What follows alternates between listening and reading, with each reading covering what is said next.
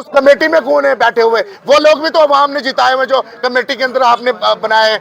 Senior Congress leaders हमारे आरफ मनाज साहब जो ब्लॉक प्रेसिडेंट हैं, हमारे यूथ के सदर जो है वो जुल्फकार साहब, हमारे all J&K medical employees federation, all J&K medical employees federation. जैसे आपने देखा कोरोना में हमने दिन रात एक की है सर। अपनी फैमिली को हमने साइड पे रखा, बच्चों से नहीं मिल पाए, क्वारंटाइन हो गए सर, अपनी फैमिली को छोड़ दिया। ऑपरेशन सिंदूर में देखें, जैसे कि पुंछ में आपने देखा कितने लोग शहीद भी हुए सर। मैं ये पूछना चाहता हूँ हुकूमत से, आपको अपनी तनख्वाह जो है, जब आपकी हुकूमत बनी आपने डंडोरा पीटना शुरू कर लिया, जनाब हमारी तनख्वाह बढ़ाई जाए। लाख रुपए आपकी तनख्वाह थी, सीधा आपने 3-3.5 लाख पर वो ले गए। और दूसरी तरफ आप ऐसे गरीब बेकस और मजलूम लोगों की आपने 2.5 दिन की तनख्वाह काटी। सारे आज हम आपकी सपोर्ट में जो आए हैं, हम आपके साथ इस धरने में शामिल होने आए हैं। और मैं अपने कांग्रेस पार्टी के सदर तारिक हमीद कारा साहब का भी आपके लिए संदेशा लाया हूँ कि हम आपके इस लड़ाई में आपके साथ हैं। आपकी जायज़ मांग है और मैं यहाँ से उमर अब्दुल्ला साहब को, उनकी सरकार को और एलजी साहब को ये कहना चाहता हूँ कि ये पैरामेडिकल स्टाफ जो है, चाहे NHM के एम्प्लॉइज़ हों या हमारे रेगुलर एम्प्लॉइज़, इन्हीं की मेहनत से, इन्हीं की दिन रात की मेहनत से 24 घंटे इनकी अवेलेबिलिटी से जो है हमारे सारे जम्मू कश्मीर का जो है हेल्थ डिपार्टमेंट का निज़ाम चलता है।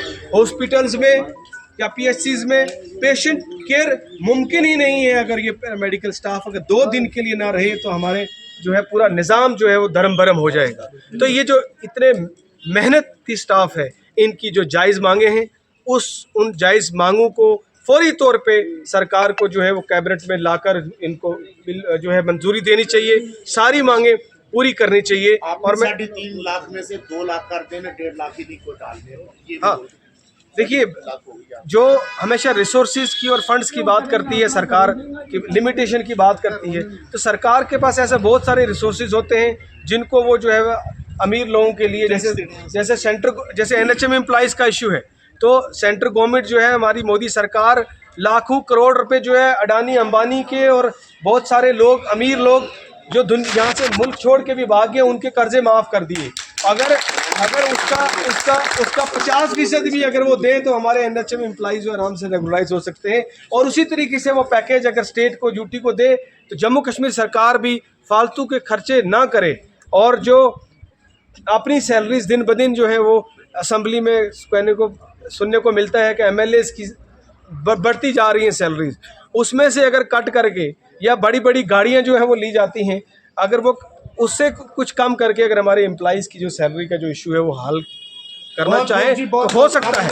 इसलिए हमारी ये मांग है कि फौरी तौर पे कमेटी बिठाकर और टाइम बाउंड में जो एक वादा किया जाए पैरामेडिकल एम्प्लॉइज़ के साथ कि इतने दिनों के अंदर हम आपकी मांगों जो है जायज़ मांगे उनको पूरा करेंगे, ताकि ये एम्प्लॉइज़ के साथ इंसाफ हो सके। और ये इंसाफ जल्दी होना चाहिए, क्योंकि कहते हैं justice delayed is justice denied. अगर आपने इंसाफ में देरी कर दी तो इसका मतलब आपने इंसाफ को ख़त्म कर दिया, इंसाफ नहीं किया। इसलिए वक्त पे इंसाफ होना चाहिए। मेरी अपने सारे भाइयों से, बहनों से के साथ पूरी मेरी हमदर्दी हमारी सबकी आपके साथ है। और आप जब भी याद करेंगे, आपके साथ हम आज शामिल होना है। आगे भी हम शाना बशाना आपके साथ इस धरने में, प्रोटेस्ट में, इस लड़ाई में हम आपके साथ हैं। और जब तक इंशाल्लाह आपकी ये लड़ाई में कामयाबी नहीं मिलती, तब तक हम साथ हैं।